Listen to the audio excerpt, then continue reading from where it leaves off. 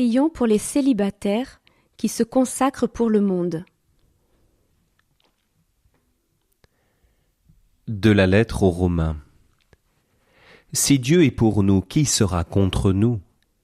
Dieu est celui qui rend juste, alors qui pourra condamner? Le Christ Jésus est mort, bien plus, il est ressuscité, il est à la droite de Dieu, il intercède pour nous. Alors qui pourra nous séparer de l'amour du Christ? La détresse, l'angoisse, la persécution, la faim, le dénuement, le danger, le glaive. Mais en tout cela, nous sommes les grands vainqueurs grâce à celui qui nous a aimés. D'une méditation du Père Marie-Antoine. La Sainte Vierge elle-même, en versant des larmes, l'a dit à Bernadette. Vous prierez pour les pécheurs. Vous baiserez la terre pour les pécheurs.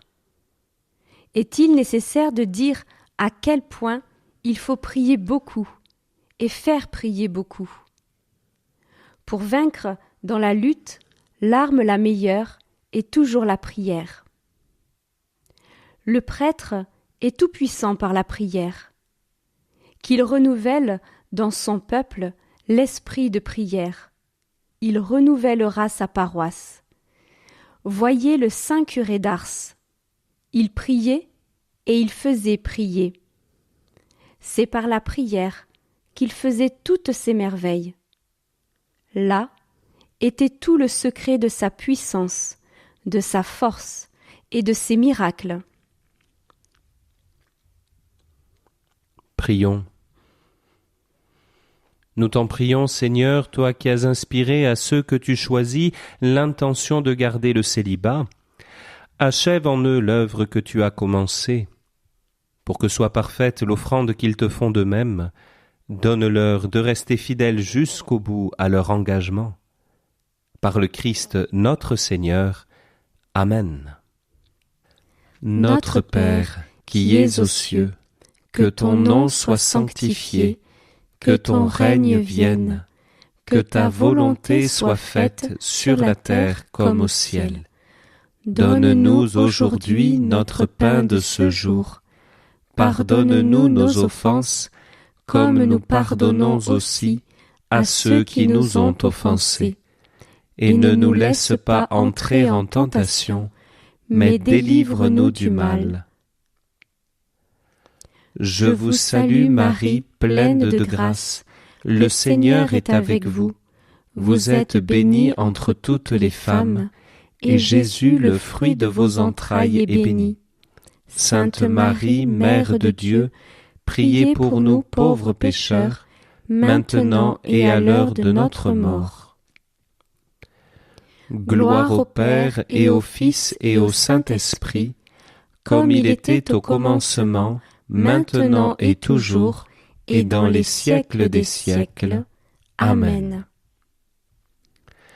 Seigneur notre Dieu, toi qui donnes à ton Église les serviteurs dont elle a besoin à chaque époque, souviens-toi du zèle apostolique et missionnaire du Père Marie-Antoine, capucin, sur Toulouse, sur tout le Midi et au-delà.